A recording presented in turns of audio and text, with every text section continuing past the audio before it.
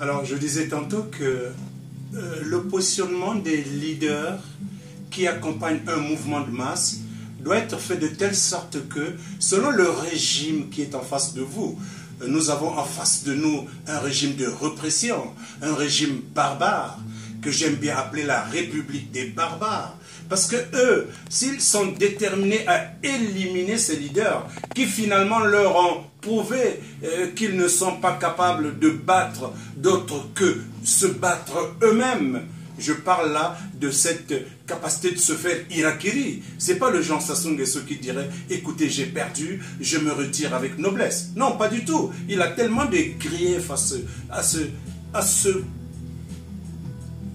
prémunir qu'il est obligé d'adopter une posture de félonne, une posture qui protégerait donc sa pérennité au pouvoir, sa dynastie.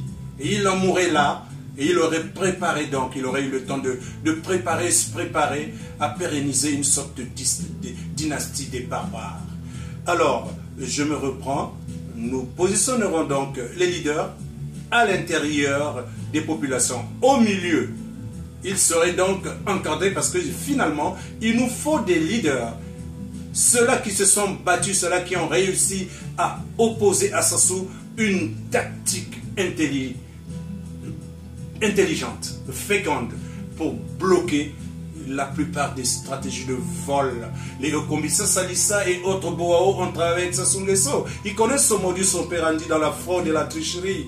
Alors ils ont juste utilisé les méthodes qui consisteraient à le bloquer. Mais pour éviter qu'on les abatte, bien sûr qu'on ne peut pas faire des omelettes sans casser, on ne peut pas faire des omelettes sans casser les œufs, mais tout ce qu'on ferait, c'est de préserver au moins cette élite faite de Moukoko, de Parfait Kolela, de Tsatima Biala, de Kombi Salissa et autres Mabio et Boao, Munari. Ils sont nombreux. Il y en a aussi également la diaspora qui pourrait prendre la relève. Mais on ne doit pas prendre la relève sur la base des cadavres des premiers leaders qui se sont bâtis sur le terrain. Lequel je reconnais le courage, la bravoure. Même si on peut leur reprocher d'avoir travaillé avec Sassou Nguesso dans le temps, mais qu'est-ce qu'on y pouvait? Je ne les défends pas du tout, je n'ai pas caution avec eux, j'ai jamais souscrit dans un parti politique, mais j'agis là en tant que originaire du Congo-Brazzaville. Et c'est dans le sang que nous avons cette forme de défense. Donc il faut protéger et les populations et les leaders. On n'expose personne. Mais si par contre Sassou se permettait, osez même tirer encore sur une seule personne, en ce moment, si votre communauté internationale ne prend pas la responsabilité cette fois-ci, d'aller chercher ce monsieur, parce qu'on est allé chercher Gbagbo un jour, sous prétexte qu'il avait commis des fautes graves.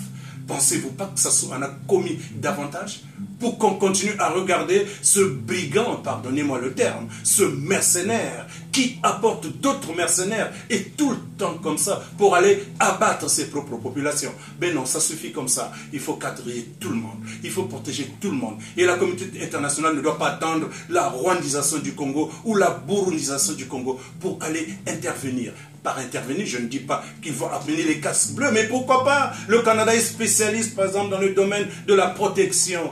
Mais pourquoi ne pas déployer donc un corps intelligent comme celui du Canada pour aller se prémunir d'un débordement que Sassou Nguesso pourrait provoquer?